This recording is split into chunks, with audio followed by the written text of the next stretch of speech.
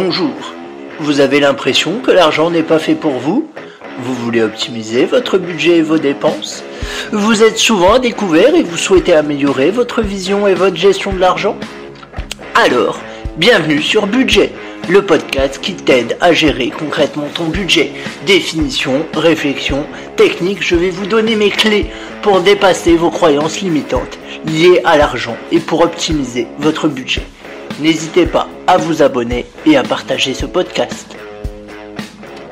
Bonjour à tous, aujourd'hui on va parler de l'affirmation comme quoi l'argent serait mal. Vous l'avez peut-être déjà entendu, que l'argent n'a pas bonne réputation, en France et ailleurs même j'ai envie de dire, sauf peut-être aux États-Unis.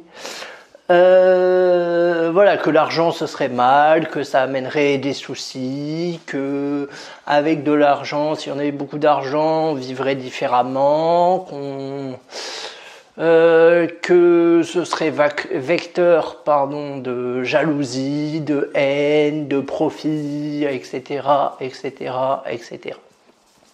Alors si vous-même vous pensez, et il n'y a pas de honte, je pense qu'on l'a tous pensé un jour ou l'autre que l'argent c'est mal, je vais vous faire un parallèle qui me semble assez intéressant parce que pour moi l'argent en fait est neutre. On dit souvent que l'argent n'a pas d'odeur, j'ai envie de dire oui, l'argent est neutre. C'est-à-dire que de base il n'est pas bien ou mal. L'argent pour moi c'est un outil. Ça va, ça vient, des fois on en a, des fois on n'en a pas, des fois on en a moins, des fois on en a plus, voilà. Ça je dirais que ça fait partie du jeu de l'argent, du jeu de la vie, clairement. Et je dirais que l'argent n'est pas forcément mal. L'argent c'est un outil. Un outil ça sert à faire quelque chose. Pour moi l'argent c'est ce qui vous sert à avoir plus de choix dans la vie. Plus on a d'argent, plus on a de choix. Moins on a d'argent, moins on a de choix. Ça, c'est une réalité. Voilà, si vous avez beaucoup d'argent, vous pouvez vous choisir, par exemple, de vous arrêter de travailler ou de travailler moins souvent, enfin à temps partiel, je voulais dire. Si vous n'avez pas suffisamment d'argent, effectivement, vous ne pourrez pas faire ce choix-là. Voilà. Et je disais, pour moi l'argent c'est un outil. Alors prenons un autre outil, par exemple prenons le couteau de cuisine, le couteau de cuisine qui sert principalement à faire la cuisine, vous allez me dire, et vous aurez raison, c'est-à-dire à couper des légumes, à couper de la viande, du poisson, etc., etc.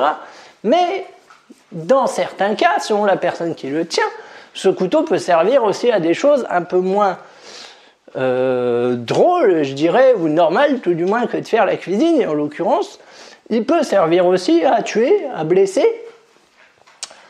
Voilà, c'est la même chose pour le marteau par exemple. Un marteau à la base c'est fait pour planter des clous et ça peut servir aussi à blesser ou tuer même quelqu'un. L'argent, j'ai envie de dire, c'est un peu pareil.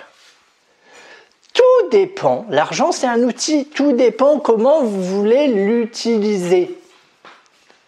Vous pouvez l'utiliser pour faire le bien autour de vous, vous donnez aux associations, vous laissez un héritage à vos enfants, etc., etc. Ou vous pouvez l'utiliser aussi pour engager un tueur à gages, je ne sais pas. Voilà, donc le truc de l'argent c'est mal, non, l'argent c'est pas mal. L'argent n'est que ce que vous en faites. L'argent n'est que ce que vous projetez sur lui. Si vous pensez que l'argent c'est mal, que vous en êtes intimement convaincu, effectivement vous en aurez jamais.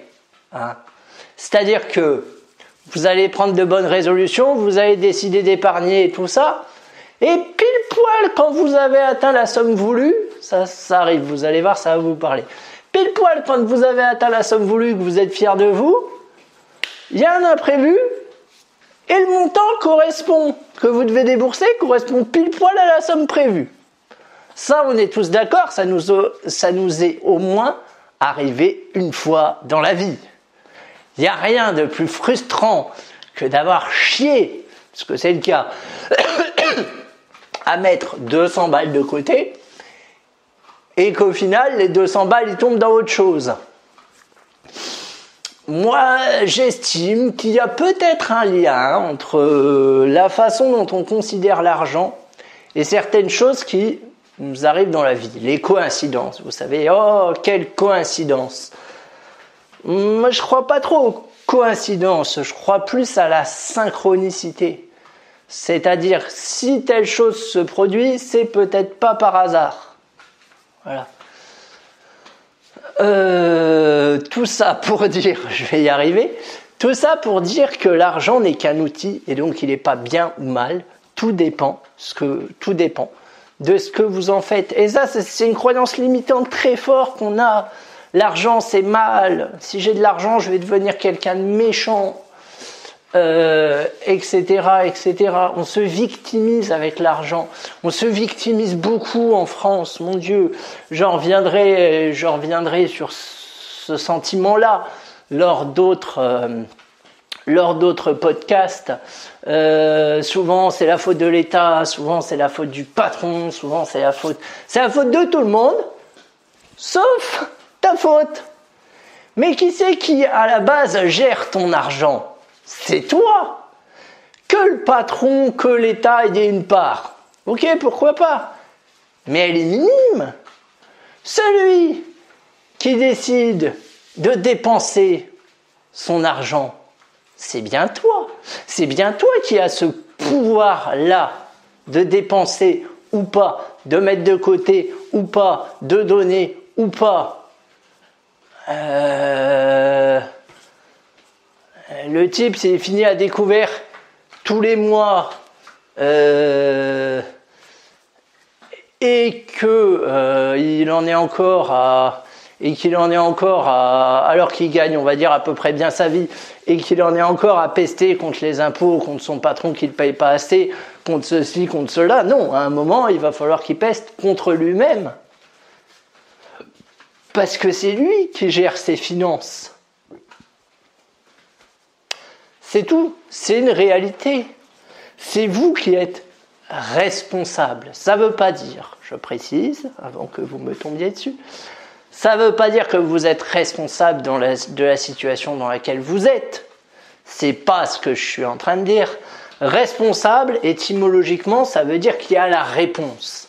Donc ça veut dire que vous êtes responsable du fait de vous sortir les doigts à 3 petits points et de vous mettre à trouver des alternatives, de commencer à réfléchir sur le sujet, de commencer à sortir de votre marasme ambiant, d'essayer de trouver des solutions. Ça, c'est votre responsabilité.